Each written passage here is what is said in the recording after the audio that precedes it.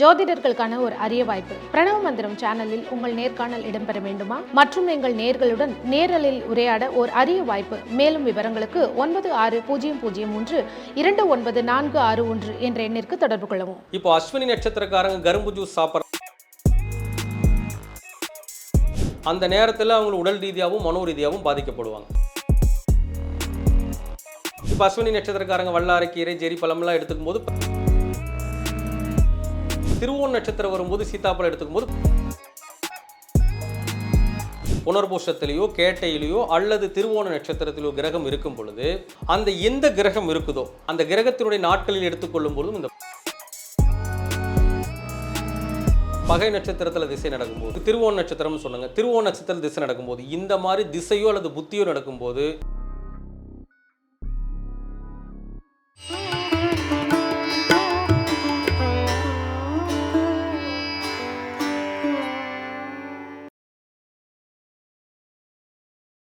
பிரணவ மந்திரம் நேயர்களுக்கு அன்பு வணக்கம். தொடர்ந்து ஜோதிட ரீதியான பதிவுகள் நிறைய பார்க்குறோம். அதில் சுவாரஸ்யமான விஷயம் என்னென்னா, தினம் நம்ம சாப்பிடக்கூடிய உணவுகள், இதில் எந்த உணவுகள் நமக்கு நன்மையை கொடுக்கும், எதை தவிர்க்கணும், நம்ம உடல் ரீதியாக நமக்கு ஆரோக்கியமாக இருக்கிறதுக்காகவும் சரி, ஜோதிட ரீதியாகவும் சரி, நம்ம எந்த மாதிரி உணவுகளை தவிர்க்கணும்னு சொல்லி 27 நட்சத்திரக்காரர்களுக்கான தவிர்க்க வேண்டிய உணவுகள் அப்படிங்கிறத இந்த எபிசோடில் நம்ம கேட்டு தெரிஞ்சுக்கலாம். அதற்கு ஒரு கிளாரிட்டி கொடுக்கறதுக்காக ஜோதிடர் பண்டிட் பாலசுப்ரமணியன் சார் நம்ம கூட இணைஞ்சிருக்காங்க. சார் வணக்கம். உணவு அப்படின்னு நம்ம எடுத்துக்கிட்டோம்னா இதை மருத்துவ ரீதியாகவும் பேசலாம், ஜோதிட ரீதியாகவும் பேசலாம். ஏன்னா 27 நட்சத்திரத்தில் தான் இந்த உலகத்தில் இருக்கிற எல்லாருமே பிறந்திருப்பாங்க. சில பேருக்கு ஏதாவது ஒரு உணவு சாப்பிட்டா அது ஒரு சில பேர் சொல்லுவாங்க, நான் இன்னைக்கு இது சாப்பிட்டேன், எனக்கு இது வெற்றியாக இருந்தது, இன்னைக்கு இந்த பழம் சாப்பிட்டேன், என்னுடைய காரியங்கள் எதுவுமே நடக்கலை. ஒரு வேடிக்கையான ஒரு விஷயமா இருந்தாலும் இதில் யதார்த்தமான உண்மைகள் நிறையா இருக்குது. அப்படி உங்களுடைய பதிவுகளில் நிறைய நீங்கள் கொடுத்துருக்கீங்க. இப்போ இந்த 27 நட்சத்திரக்காரர்கள் ஒவ்வொருத்தராக இவங்க தவிர்க்க வேண்டிய உணவுன்னா என்ன? கண்டிப்பாங்க. அதாவதுங்க, ஒவ்வொரு நட்சத்திரத்திற்கும் ஒரு உணவுகள் இருக்குதுங்க. இப்போ 27 நட்சத்திரத்திற்கும் என்று தனித்தனியாக உணவுகள் இருக்குதுங்க. இது நாம் கண்டுபிடிச்ச விஷயம் இல்லைங்க. ஜோதிட சாஸ்திரத்தில் குமாரசுவாமியம் அப்படிங்கிற நூல் ஒன்று இருக்குதுங்க. அந்த நூலில் கொடுக்கப்பட்ட விஷயத்தை தான் நம்ம ஷேர் பண்ணுறோம். அப்போது இந்த 27 நட்சத்திரங்களுக்கும் உணவுகள் இருக்கிறது. அப்போ அந்த 27 நட்சத்திரத்தில் பார்த்தீங்கன்னா 3 நட்சத்திரத்துடைய உணவுகள் எல்லோருமே தவிர்க்க வேண்டியிருக்கும். ஒவ்வொரு நட்சத்திரக்காரங்களும் ஒரு 3 உணவுகளை கண்டிப்பாக தவிர்க்க வேண்டியிருக்கும். அந்த வகையில் பார்க்கும் பொழுதுங்க, இப்போ ஒருத்தர் அஸ்வினி நட்சத்திரத்தில் பிறந்திருக்காங்க அப்படின்னா அவங்க கண்டிப்பாக தவிர்க்க வேண்டிய உணவு என்ன? கரும்பு ஜூஸ் கண்டிப்பாக தவிர்க்கணும். அதே மாதிரி பார்த்தீங்கன்னா வல்லாரைக்கீரை, ஜெரி பழம், சீத்தாப்பழம். அப்போ அஸ்வினி நட்சத்திரக்காரங்க இந்த 3 உணவுகளையும் தவிர்க்க வேண்டும். கரும்பு ஜூஸு, வல்லாரை கீரை, சீத்தாப்பழம். இது எல்லாமே ஒரு சுவாரஸ்யமான உணவு. இதை தவிர்க்கணும்னு சொல்றதுக்கான ஒரு பின்னணி அப்படின்னா, அதுக்கு பின்னணி காரணம் என்ன அப்படின்னு பார்த்தீங்கன்னா, ஜோதிட சாஸ்திரத்தில் எப்பொழுதுமே நமக்கு ஆகாத நட்சத்திரங்கள் அப்படின்னு சொல்லிட்டு முதன்மையான்ற 3 நட்சத்திரங்கள் இருக்கும். அது என்னன்னு பார்த்தீங்கன்னா, நாம் பிறந்த நட்சத்திரத்திற்கு 7வது நட்சத்திரம், நாம் பிறந்த நட்சத்திரத்திற்கு 22வது நட்சத்திரம், நாம் பிறந்த நட்சத்திரத்திற்கு வேதை நட்சத்திரம், அதாவது பகை நட்சத்திரம்னு சொல்லுவாங்க.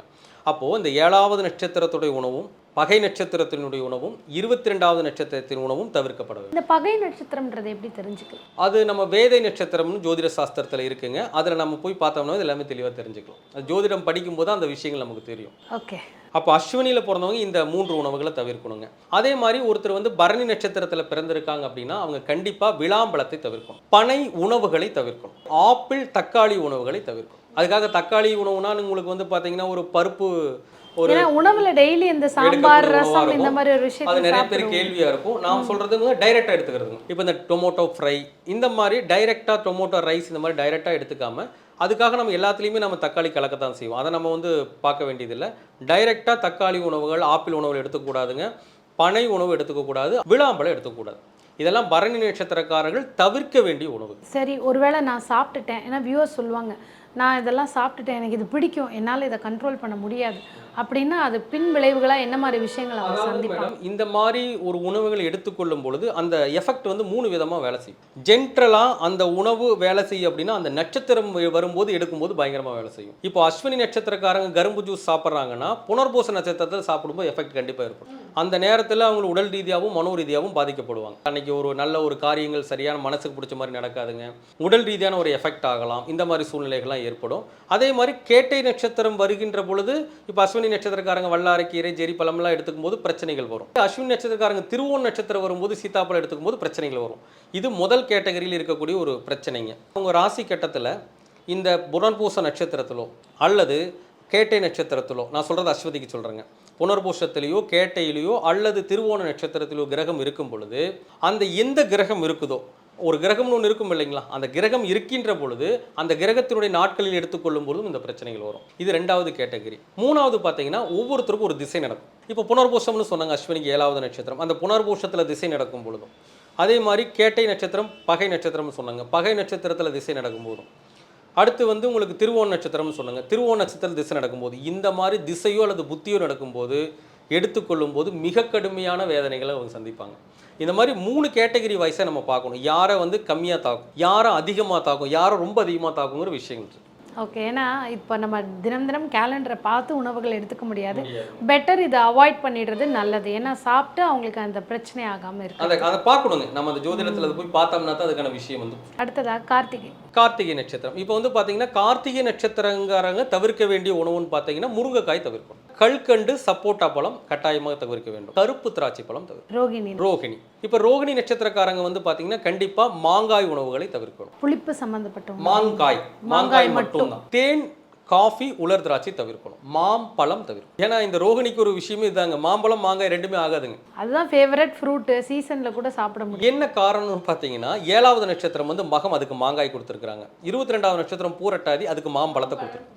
இதுதான் பிரச்சனைங்க. அப்போ இந்த ரோகிணி நட்சத்திரக்காரங்க முடிஞ்ச வரைக்கும் தவிர்க்கிறது நல்லது. நான் ஏற்கனவே சொன்னேங்க, யாருக்கு பிரச்சனை எப்படி இருக்கும், எந்த கேட்டகரியில் இருக்குங்கிறது நம்ம ஜாதகத்தை வச்சு முடியும். மிருகசீரிடம். இப்போ மிருகசீர்ஷ நட்சத்திரக்காரங்களுக்கு வந்து பார்த்தீங்கன்னா 7வது நட்சத்திரம் அப்படின்னு பார்த்தீங்கன்னா பூரம். அப்போ அவங்க வந்து எலுமிச்சை சம்பந்தமான உணவுகளை வந்து அதிகமாக எடுத்துக்கூடாது, பப்பாளி சாத்துக்குடி உணவுகளை அதிகமாக எடுத்துக்கூடாது, ஆப்பிள் தக்காளி உணவுகளையும் அதிகமாக எடுத்துக்கூடாது. இதெல்லாம் வந்து பார்த்தீங்கன்னா ரொம்ப ஒரு தோஷமான நிலையை கொடுக்கக்கூடியதாக இருக்கும். அதெல்லாம் வேதை நட்சத்திரம். இந்த மிருகசீர்ஷத்துக்கு சித்திரை அவிட்டமெல்லாம் வந்து வேதை நட்சத்திரம், அதுக்குண்டான உணவுகள் தான் நம்ம சொல்லியிருக்கிறோம். அதே மாதிரி உத்திரட்டாதி நட்சத்திரம் வைநாசிக நட்சத்திரம், அதனால அவங்க வந்து அன்னாசி பழத்தை எடுத்துக்கூடாது. எலுமிச்சை சம்பந்தமான உணவுகள், பப்பாளி சாத்துக்குடி, ஆப்பிள் தக்காளி, அன்னாசி பழம், இந்த உணவுகளை எல்லாம் அவங்க தவிர்த்து விடுவது நல்லது. வைநாசிகம் அப்படின்னு ஒரு வார்த்தையை பிரயோகப்படுத்துனீங்க. வைநாசிகம் நட்சத்திரம் எனக்கு எதுன்னு நான் எப்படி தெரிஞ்சுக்கிறது? அதாவதுங்க, நீங்க பிறந்த நட்சத்திரம்னு ஒன்று இருக்குங்க. இப்போ உதாரணமாக அஸ்வினின்னு வச்சுக்கோங்க, அது நீங்கள் 1ன்னு வச்சுக்கோங்க. இந்த 1லிருந்து என்னைக்கு அஸ்வதி 1ன்னு வச்சுக்கிட்டுங்க, 2, 3, 4, 5, 6, 7, 8, 9, 10, 11, 12, 13, 14, 15, 16, 17, 18, 19, 20, 21, 22. 22வது நட்சத்திரம். யாராக இருந்தாலும் சரிங்க, அவங்க பிறந்த நட்சத்திரம் ஒன்று இருக்கும் இல்லைங்களா, அந்த நட்சத்திரத்தை 1ன்னு வச்சுக்கிட்டு 22 வரைக்கும் எண்ணும்போது என்ன நட்சத்திரம் வருகிறதோ அதான் வைநாசிக நட்சத்திரம். வைநாசிக நட்சத்திரம்னா எல்லா வகையிலும் வேதனையும் தடையும் கொடுக்கக்கூடிய நட்சத்திரம்னு பேர். அன்னைக்கு இவங்க அந்த சுப காரியங்களை தவிர்க்கிறது கண்டிப்பாக தவிர்க்கணும், நிச்சயமாக தவிர்க்கணும். அடுத்ததாக திருவாதிரை. திருவாதிரை நட்சத்திரக்காரங்க என்ன மாதிரி உணவுகளை வந்து நம்ம தவிர்க்கணும் அப்படின்னு பார்த்தீங்கன்னா, மாதுளை உணவுகளை கட்டாயமாக தவிர்க்க வேண்டும், சீத்தாப்பழ உணவுகளை நிச்சயமாக தவிர்க்க வேண்டும், இலந்தை பழ உணவுகளை தவிர்க்கும். இந்த 3 உணவுகளை கட்டாயமாக தவிர்த்தாகும். புனர்பூச நட்சத்திரக்காரங்களை பொறுத்த வரைக்கும் ஆரஞ்சு பழம் தவிர்க்கணும், பலாப்பழம் கட்டாயமாக தவிர்க்க வேண்டியது ஒண்ணுங்க, முந்திரி பருப்பை தவிர்க்கணும். பூச நட்சத்திரக்காரங்க பப்பாளி சாத்துக்குடி கட்டாயமாக தவிர்க்கணும், காளான் வெள்ளரி நிச்சயமாக தவிர்க்கணும், நெல்லிக்காய் உணவுகளை தவிர்க்கணும். ஆயிலி நட்சத்திரக்காரங்களை பொறுத்த வரைக்கும் தேன், காஃபி, உலர் திராட்சை அப்படிங்கிறது கட்டாயமாக தவிர்க்கணும், கொய்யா பழத்தை தவிர்க்கணும், பேரிச்சை பழத்தை தவிர்க்கணும். மகம் நட்சத்திரக்காரங்க கல்கண்டு சப்போட்டா கட்டாயமாக தவிர்க்கணும். மக நட்சத்திரக்காரங்க இலந்தை பழம் சாப்பிடுவதை கட்டாயமாக தவிர்க்கணும், நாவல் பழம் சாப்பிடுவதை தவிர்க்கணும். பூர நட்சத்திரக்காரங்க வந்து பார்த்தீங்கன்னா பனை உணவுகள் சாப்பிடுவதை தவிர்க்கணும், அன்னாசி பழம், இளநீர் சாப்பிடுவதை தவிர்க்கணும். உத்திர நட்சத்திரக்காரங்க வல்லாரை கீரை, ஜெரி பழம், மாம்பழம், வாழைப்பழம் சாப்பிடுவதை தவிர்க்கணும். ஹஸ்த நட்சத்திரக்காரங்களை பொறுத்து பார்த்தீங்கன்னா கொய்யா பழம், கருப்பு திராட்சை, அதே மாதிரி கரும்பு ஜூஸ் சாப்பிடுவதை தவிர்க்கணும். சித்திரை நட்சத்திரக்காரங்களை பொறுத்த வரைக்கும் பார்த்தீங்கன்னா காளான் வெள்ளரி சாப்பிடுவதை கட்டாயமாக தவிர்க்கணும், ஆப்பிள் தக்காளி, இளநீர் சாப்பிடுவதை வந்து நிச்சயமா தவிர்க்கணும், விளாம்பழம் சாப்பிடுவதை தவிர்க்கணும். சுவாதி நட்சத்திரக்காரங்களை பொறுத்த வரைக்கும் பலாப்பழம், நாவல் பழம் சாப்பிடுவதை தவிர்க்கணும், முருங்கைக்காய் சாப்பிடுவதை தவிர்க்கணும். விசாக நட்சத்திரக்காரங்களை பொறுத்த வரைக்கும் சீத்தாப்பழம் சாப்பிடுவதை தவிர்க்கணுங்க, பேரிச்சம்பழம், மாங்காய் சாப்பிடுவதை தவிர்க்கணும். அனுச நட்சத்திரக்காரங்களை பொறுத்த வரைக்கும் ஆப்பிள் தக்காளி சாப்பிடுவதை தவிர்க்கணும், நெல்லிக்காய், எலுமிச்சை, லெமன் சம்பந்தமான விஷயங்களை தவிர்க்கணும். கேட்டை நட்சத்திரக்காரங்களை பொறுத்த வரைக்கும் கருப்பு திராட்சை பழம், முந்திரி பருப்பு, மாதுளை பழத்தை தவிர்க்கணும். மூல நட்சத்திரக்காரங்களை பொறுத்த வரைக்கும் மாம்பழம், முருங்கைக்காய், ஆரஞ்சு பழம் சாப்பிடுவதை தவிர்க்கணும். பூராட நட்சத்திரக்காரங்களை பொறுத்த வரைக்கும் அன்னாசி பழம் சாப்பிடுவதை தவிர்க்கணும், விளாம்பழம் சாப்பிடுவதை தவிர்க்கணுங்க, பப்பாளி சாத்துக்குடி சாப்பிட்றதை தவிர்க்கணும். உத்திராட நட்சத்திரக்காரங்களை பொறுத்த வரைக்கும் இலந்தை பழம் சாப்பிடுவதை தவிர்க்கணும், கரும்பு ஜூஸ் சாப்பிட்றத தவிர்க்கணுங்க. தேன், காஃபி, உலர் திராட்சை சாப்பிடுவதை தவிர்க்கணும். திருவோண நட்சத்திரக்காரங்களை பொறுத்த வரைக்கும் அவங்களுக்கு 7வது நட்சத்திரமாக வரக்கூடியது அஸ்வினி. அப்போ வந்து அவங்க முந்திரி பருப்பு சாப்பிடுவதை கட்டாயமாக தவிர்க்கணும். வாழைப்பழம் சாப்பிடுவதை தவிர்க்கணும். கல்கண்டு சப்போட்டா சாப்பிடுவதை தவிர்க்கணும். அவிட்ட நட்சத்திரக்காரங்களை பொறுத்த வரைக்கும் நெல்லிக்காய் சாப்பிட்றதை தவிர்க்கணும். இளநீர் சாப்பிடுவதை தவிர்க்க வேண்டும். பப்பாளி, சாத்துக்குடி சாப்பிடுவதை தவிர்க்க வேண்டும். பனை உணவுகளை தவிர்க்க வேண்டும். சதய நட்சத்திரக்காரங்களை பொறுத்த வரைக்கும் பேரிச்சம்பழம், ஆரஞ்சு பழம், வல்லாரை, ஜெரிப்பழம் சாப்பிடுவதை தவிர்க்க வேண்டும். பூரட்டாதி நட்சத்திரக்காரங்களை பொறுத்த வரைக்கும் பார்த்தீங்கன்னா நாவல் பழம், மாதுளை பழம் சாப்பிடுவதை கட்டாயமாக தவிர்க்க வேண்டும். கொய்யாப்பழம் சாப்பிடுவதை தவிர்க்க வேண்டும்.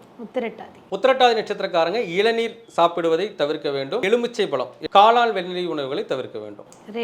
ரேவதி நட்சத்திரக்காரங்களை பொறுத்த வரைக்கும் பார்த்தீங்கன்னா வாழைப்பழம், மாங்காய் சாப்பிடுவதை தவிர்க்க வேண்டும். பலாப்பழம் சாப்பிடுவதை தவிர்க்க வேண்டும். இப்போ நீங்கள் இவ்வளோ விளக்கமாக 27 நட்சத்திரத்துக்கு சொன்னீங்க. மறுமுறை ஏன் சாப்பிடக்கூடாது அப்படிங்க? கண்டிப்பாங்க. ஏன்னா இது வந்து நம்ம சொல்லும் போதே வந்து மக்களுக்கு புரியணும். உணவை சாப்பிடுகின்ற பொழுது அது தோஷத்தை தருகிறது.